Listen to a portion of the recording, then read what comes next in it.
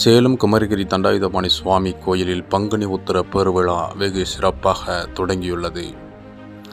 சேலம் குமரிகிரி தண்டாயுதபாணி சுவாமி கோயில் பங்குனி உத்திர பெருவிழா கடந்த பங்குனி மாதம் 5ஆம் தேதி தொடங்கியது. இந்த விழாவானது பங்குனி 17ஆம் தேதி வரை வெகு சிறப்பாக நடைபெற உள்ளது.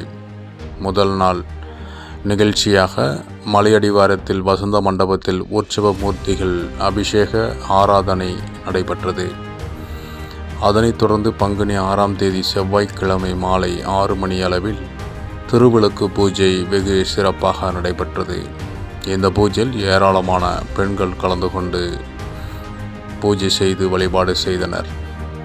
இந்த பூஜைக்கான ஏற்பாடுகளை திருவிளக்கு பூஜை குழு உற்சவ கமிட்டி நிர்வாகிகள் ஆர் யூகாம்பாள் என்கின்ற Banu, R Kirubashini, K Kumudha, S Saradha, M Kanimozhi, P Jamuna, P Suganeswari, G Uma Maheswari, A Monika, G Krishnaveni, M Roja ஆகியோர் செய்திருந்தனர்.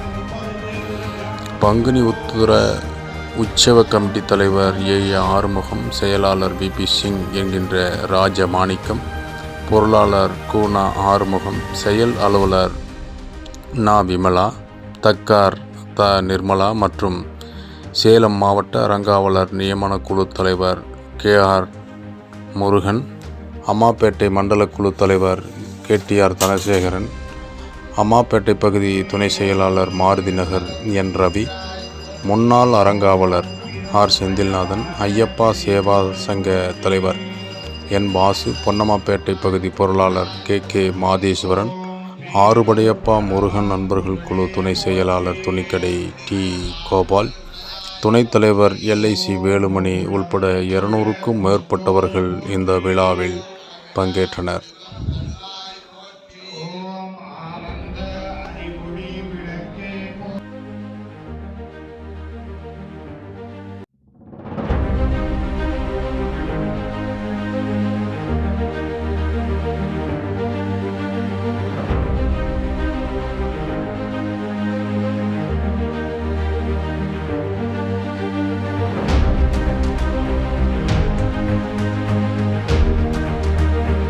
செய்திகளை உடனுக்குடன் தெரிந்து கொள்ள மக்கள் அரசு யூடியூப் சேனலை சப்ஸ்கிரைப் செய்யுங்கள்.